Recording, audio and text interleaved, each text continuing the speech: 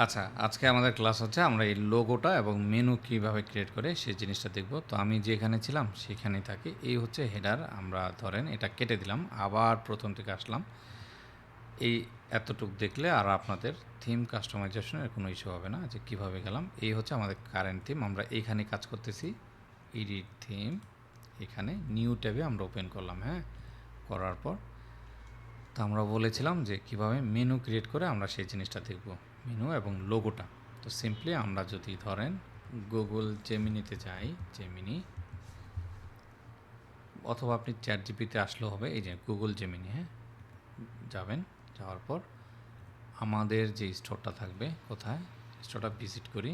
আচ্ছা, ভিজিট করার পর আপনি ট্রেকশিপ ডট বা এই এতটুক দিবেন, হ্যাঁ, অথবা ডট সবটা দেওয়ার দরকার নেই বা ডট কম দিবেন না, আপনি শুধু ট্রেকশিপ আপনার যে ডোমেন নামটা সেটা। আচ্ছা, প্রাথমিক অবস্থা ওকে এই সাইটটা দিবেন, দিয়ে আচ্ছা আমরা ক্রিয়েট ইমেজ ক্রিয়েট করতে চাই। এই সাইটটা ওকে জাস্ট দিলাম, ও আসলে দেখুক, হ্যাঁ, একটু চেক করুক। তারপর আমরা হচ্ছে এইখানে ওকে জাস্ট ডোমেন নামটা দিব আমাদের স্টোরে, দিয়ে বলবো যে এই নেমে একটি লোগো চাই, হ্যাঁ, যেটার সাইজ হবে উইথ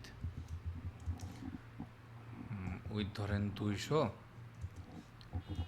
হাইট 100। কীভাবে ক্যানভা দিয়ে করবেন সেই জিনিসটা দেখাবো। এটা আমি কেন দিলাম, কারণ জেমিনি আমাকে একটা পারফেক্ট সাইজ দিবে যাতে আমার এইখানে এই যে লোগোটা পারফেক্টলি বসে। যদি আপনি একটা এই সাইজটাকে না দেন, ও একটা উল্টাপাল্টা আপনাকে একটা সাইজ দিবে, হ্যাঁ, যেটা আসলে সমস্যা। তো দেখেন একটা দিচ্ছে, এবং ক্যানভাটাও ও জেনারেট হোক। ক্যানভাতে যদি যাই, ক্যানভা, এই যে ক্যানভা গেলাম। আচ্ছা, তারপর হচ্ছে ক্রিয়েট, কোথায় কাস্টম সাইজ, এই যে কাস্টম সাইজ, উইথ হচ্ছে আপনারা 200 দিবেন, হাইট 100, হ্যাঁ, পিক্সেল থাকবে। ক্রিয়েট নিউ ডিজাইন, এইখান থেকে জাস্ট একটা আপনারা লোগো ক্রিয়েট করে নেবেন। আমি আপাতত টেক্সট দিয়ে দেখাচ্ছি। আচ্ছা, জিমিনি যেটা দেয় সেটাই আমরা এখানে বসাই দেবো। হ্যাঁ, এই যে দেখেন চমৎকার একটা কিন্তু লোগো আমাদেরকে দিয়ে দিয়েছে। এটা ডাউনলোড করলাম এবং এটাকে দেখি ভিউ করে দেখতে কেমন দেখায়। খুব যে সুন্দর হয়েছে বিষয়টা তাও না। এটাকে চাইলে আমরা রিমুভ করতে পারি, অত কাহিনীর আসলে দরকার নেই। আমরা এইখানে যদি একটা টেক্সট নেই, যে যে ট্রেক শিপ, এইভাবে নিলাম, এটাকে আমরা অনেক, আচ্ছা, এইরকম রাখলাম এবং এই যে লোগোটা এটাকে এখানে ড্রাগ করলাম। ড্রাগ করার পরে ধরেন আমরা এই অংশটুকু কেটে দিই। এইভাবে আপনারা জাস্ট একটা মিলাবেন, হ্যাঁ, চাইলে এই ক্যানভা থেকেও নেওয়া যায়। আশা করি কিভাবে করবেন সেই জিনিসটা আপনারা জানেন।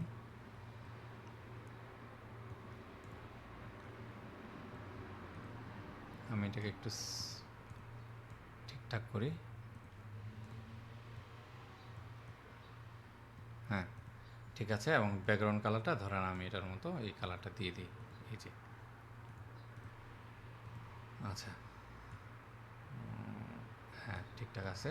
তো চাইলে এটাকে আমরা এখন ট্রেক শিপ, হ্যাঁ, সেভ করি, ডাউনলোড, পিএনজি ফরম্যাট, ডাউনলোড দিলাম।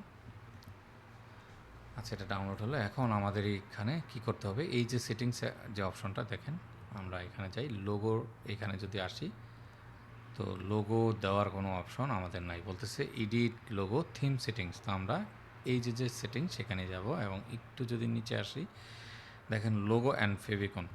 তো এখানে একটা ক্লিক করব, ডিফল্ট লোগো আমরা সিলেক্ট, এখানে একটা ক্লিক করব। ক্লিক করার পর আমি আমার এই লোগোটাকে এখানে ড্রাগ করে ছেড়ে দেব।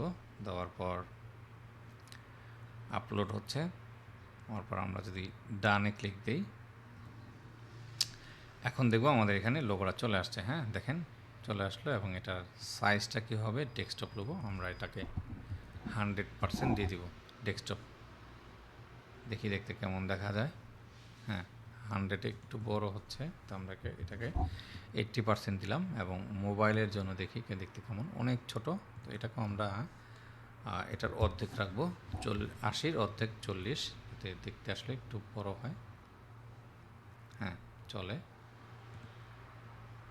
এখন যদি এটাকে দেখি, তো এই লোগোটাকে আপনারা কিন্তু ব্যাকগ্রাউন্ডটা রিমুভ করে নেবেন। হ্যাঁ, এটা আমি জাস্ট দেখানোর জন্য আপনাদেরকে দেখালাম। এটার ব্যাকগ্রাউন্ড আপনারা চাইলেই রিমুভ বিজি দিয়ে করে নিতে পারেন। ঠিক আছে, আমি আমার মতো করে নিব, পরে আপনারা আপনার মতো করে নেবেন।